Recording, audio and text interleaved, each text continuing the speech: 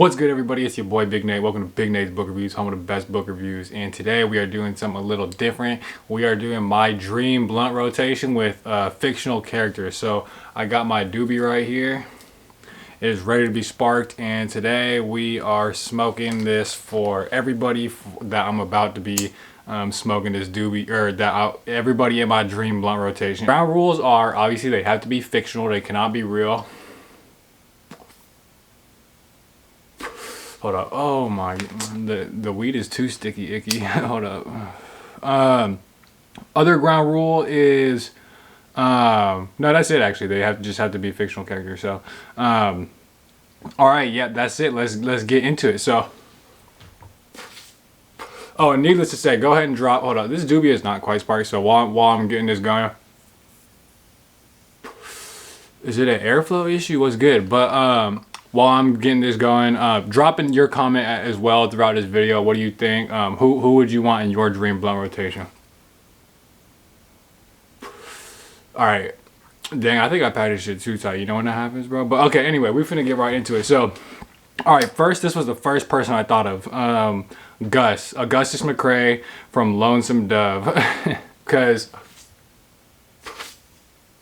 Mostly because he just talks so much shit. He's always provoking people, and he's like, I'm not gonna lie, he's pretty witty, he's pretty funny, and I just think off the gas I think he would be particularly funny, especially given the crowd of people that I'm about to name. So Augustus, because he talks shit, he provokes people, he's always got something to say, always got the last word. He just likes to argue. He even just says it himself. He just likes arguing with people. So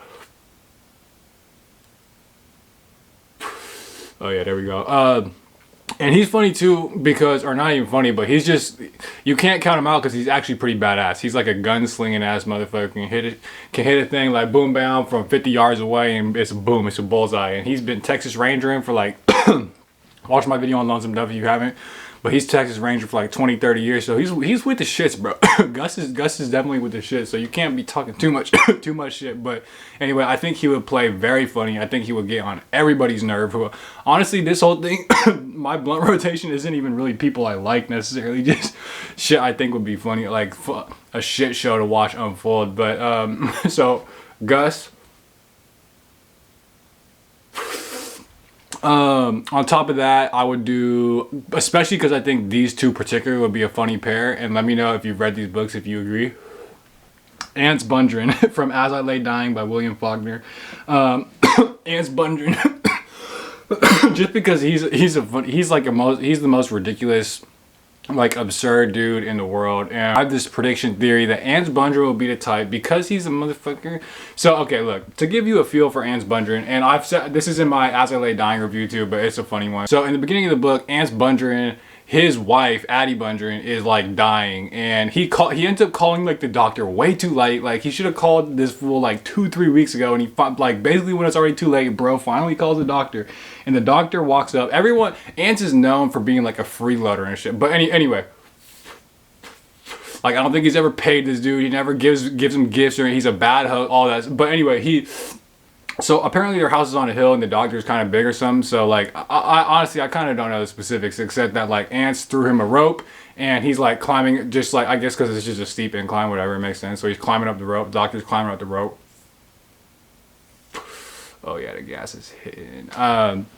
So he climbs up the rope, and then once he gets to the top of the hill, Ants drops the rope. He's done with it. They walk back to the house to go look, because he just came from all the way out from wherever he lives to help to help check out his wife again, who he called out too late and probably not again. So he gets to they get to the house, and Ants turns to him and he's like, "Whoa, bro, hold up. Where's the rope?"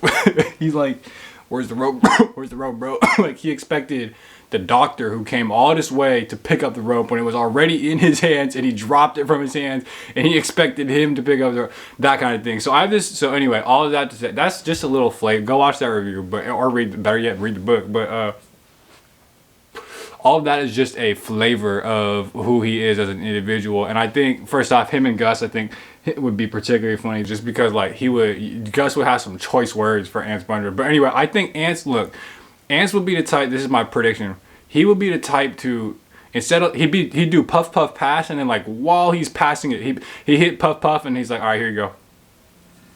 And finesse is a third one, bro. I swear to God, that's what this fool would do every time. So anyway, so yes, Ants Bundren. Who else? Okay, yes. Individual number 3. Odysseus, godlike Odysseus, raider of cities, whose fame is known to the skies, from the skies to the depths of Argos, bro. Odysseus, son of Laertes. Yes, that's the one. Just because, bro. First things first. Odysseus is smoking nothing less than some heaven pack, bro. He's smoking nothing less than that Mount Olympus pack, bro. That Zeus pack. Because I'm reading the Odyssey right now. I'm like 3/4 halfway through it, something like that. There's always things that are like fit for mortals, and then there's things that are fit for God. Like there's like this amazing, beautiful gift that Odysseus has, that it's like this wine made from like things that only I think gods can ask. Anyway, it's this crazy godlike wine, and even to the point where even the gods take a sip and they're like, "Damn, that's good." So you know it's good. So Odysseus is coming with that. He's bearing, dude, because in the Odyssey they like you bear gifts, bro. You really do all the time, and they're like bars of gold and like actually very valuable things. So he's bringing some heaven pack. Ooh. And on top of that, of course, first off, just imagine, if anyone's read the Odyssey, bro, imagine Odysseus truly off the pack. That would be hilarious. He would be going crazy. And we know it's confirmed, it's scientifically proved that Odysseus is an amazing storyteller. Like in the book, The Odyssey, when he tells the story, he brings people to tears. He's so good. Ooh, so you know he needs to be in the blunt rotation. He's one of the top people, in my opinion, to be in the blunt rotation. And I'm not even just saying it because it's like, oh, Odysseus, haha, I'm reading The Odyssey. I really think he would be a key figure in a blunt rotation, bro. And on that note, too, while I've been reading this, you know who else is getting in here? The lustrous nymph Calypso. The lustrous nymph Calypso with her fair hair and her braids. Ooh. And you know what's crazy too in the Odyssey? And she does this to Odysseus had it good for a little bit. I'm not gonna lie. On his bro, it's just like a classic thing. It's like you get bathed up by, like when you a real boss, bro, when you a real Greek boss and you really, your honor is known from the skies to the depths of Argos, but just in general too, like if you got any clout to you, you getting bathed by women, bro. Afterwards, they rub you up in oil, they put a warm fleece on you, and you come out, and then you got fires going and choice cuts of meat and cheese and wine over. There's stewards pouring wines every time you sit down. Someone brings up a table for you so you can, yeah. Yeah, we need Calypso. Not like like you get the point, yeah. Plus she a nymph, bro. So she's fucking first night, bro. The lustrous Calypso. That's not for nothing. You know what I'm saying? She fucking first night. Okay, so all of them, and then I would say Shevek from The Dispossessed. So Shevek, real quick. Because, I mean, for a multitude of reasons. For one, he's just dope, bro. The Dispossessed is a dope book. I think it's like kind of well known, but honestly, it is a extremely slept on book. To me, it's like if Ursula K. Le Guin or it's like the Oregon version of like Dostoevsky or Russian literature. Anyway, The Dispossessed is like in the book. There's like I think it's like a colony on Mars or something, and it's straight anarchist. It's lawless, literally lawless. There are no laws. There is no authority thing that's going to get you in. Nothing is illegal because that concept doesn't even make sense. And it's not like this crazy chaotic place. It actually like sort of organically emergently becomes like a self-organized thing. They form almost like not a political system, but yeah, kind of. And it's very collectivistic. Like everybody just sleeps in bunks, like these like sort of like stores of houses, but they're not yours. Like anybody could just walk in and be like, I'm staying here for the night, and you just not a thing you could do. But it's just like, because nothing allowed, it's like the people, the community enforces the rules. And if you're being a dick, they will fucking just kill you. Straight up. So Shevek is a boss, bro. Don't even fucking, yeah, and he did some crazy shit. So I recommend reading that book just in general, honestly. Like I want to reread that soon. In fact, look, bro. David from Tsunami Books, from when I asked one of his favorite the books of all time he said The Dispossessed, bro. But I was like, he's like, oh, have you read it? And I was like, yeah, but I'm honestly down to read. But then he, because I want to reread it, literally. But then he named, so let's get, yeah, we'll get Shevek in the mix just to hear kind of what he's got to say. So I was predicting one of two things. Shevek would either commandeer the blunt, bro. He would just take the whole thing. He's not giving it back, and he's just kicking back like boom, bam. hitting the blunt, or he would be the most strictest enforcer of the puff puff pass rule. Like if you do puff, like if this is the thing, if he sees Ant Spongin do puff puff pass, that I think there might something might come out of that, bro. He's gonna call him out. He's gonna press him, bro. Swear. So okay, so yeah, there's all that. On top of that, I think I'm almost done here. I got one more, or maybe two. Raskolnikov from Crime and Punishment by Dostoevsky, because bro is just like very funny to watch. He's just crazy, and I think off the pack with this crew, I think he will really thrive in that setting. Because sometimes he gets like sort of like closed off. Sometimes he's talking up a storm. So I think this will be stimulating for him. And bro, always at a party, I swear to God, it ends up being I break off with somebody like at 1 a.m. to talk like philosophy, bro. I feel like it always happens. And if no one's down, I know Raskolnikov is down. And plus, he would just have some interesting stuff to say. Raskolnikov is low-key a philosopher, and let him hit the heaven pack, and you tell me, bro. You tell me. Yeah, we need Raskolnikov. We do. Okay, look, actually, one more.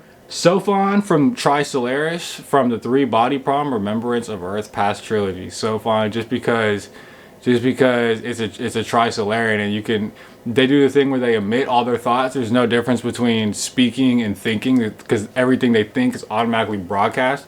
So let them hit the heaven pack, do that, and they're on like 3 orders of magnitude higher physics than us, so they can just, he can just go off. And imagine that plus Raskolnikov. That would be fun. Even Gus, he would have something. He might get serious, but that might be like too much for him. Like, but last one, which almost doesn't count, is Jane Eyre. I want Jane Eyre in blunt rotation.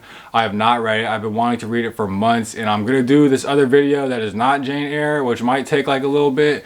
But then I'm trying to read Jane Eyre, bro. The Bronte sisters, Jane Eyre and Wuthering Heights. I bought them both, and I'm truly itching to read it. But I really have no idea what it's about. It's like about a girl, like a woman. I really don't know. Like, so, but it's just a vibe I get from her, where I already just want her in. The people that like Jane Eyre to me are the people I want in my blunt rotation. So, and yeah, nothing. So. That is my dream blunt rotation. Let me know what you think in the comments, all of that. But I do want to say real quick, this is actually a tagging video. Yes, surprise. This is a tagging video. I'm going to be tagging individuals. So, okay, I'm just going to rapid fire list them off. Baron from Your Brain on Books. I would be kind of interested. I know it's really no one here is type video, but if you're down, I would be interested. Insert literary pun here. And Eric Carl Anderson. This is like definitely not their type of video at all, but I would nonetheless would still be interested. And then the Holy Trinity booktube, bro. Colorless Wonderland, Matt's Bookshelf, and Drenzo. And yes, consider yourself officially tagged. And I think that's it for today's installment of Big Nate's Book Reviews. Thank you for watching Big Nate's Book Reviews, home of the best book reviews.